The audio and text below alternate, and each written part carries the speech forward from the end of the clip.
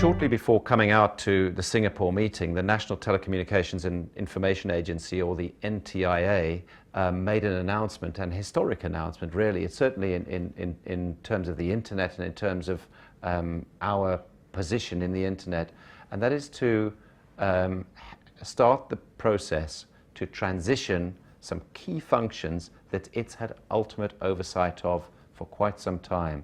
Now, whilst many elements of that function haven't been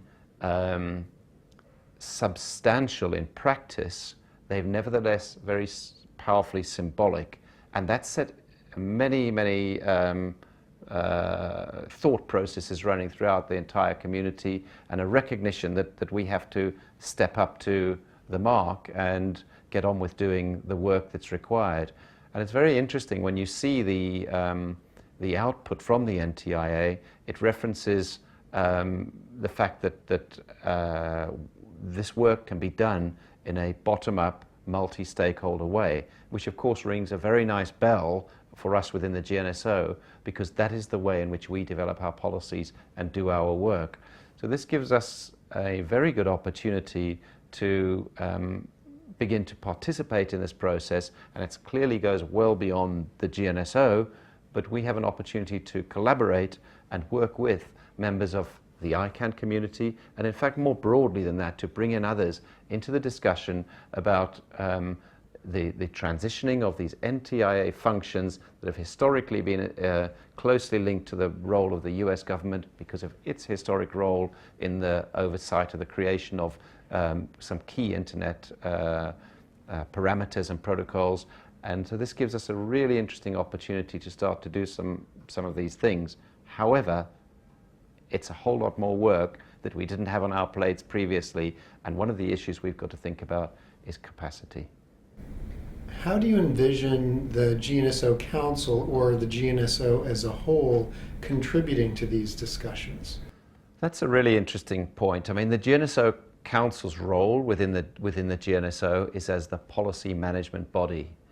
But the GNSO Council also has an opportunity to provide, through that policy management role, a form of coordination. But what we have to be mindful of within the GNSO is its diversity and the different stakeholder groups and constituencies and the different positions they hold. And we can't take it for granted that those can automatically or necessarily be easily synthesized at the GNSO level. So we have work to do to go back out into the various communities and groups within the GNSO and allow that work to be done in that way before assuming that it can necessarily be synthesized at a GNSO level, if you like.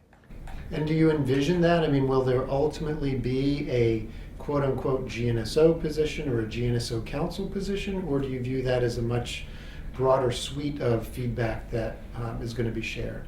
I think we're at the very early stages of a process here. We're at the stage of scoping out the problem, let alone getting on with the solution. So at this stage, our key responsibility is to make sure that we've scoped out the problem as effectively as possible and shared that scope and come to a common understanding. And if we can scope it out, which I've no doubt we will be able to, and define it properly, I think we'll then see how we go from there in terms of collaborating and working together and finding the mechanics to process, solve the problem, and come up with the appropriate solutions.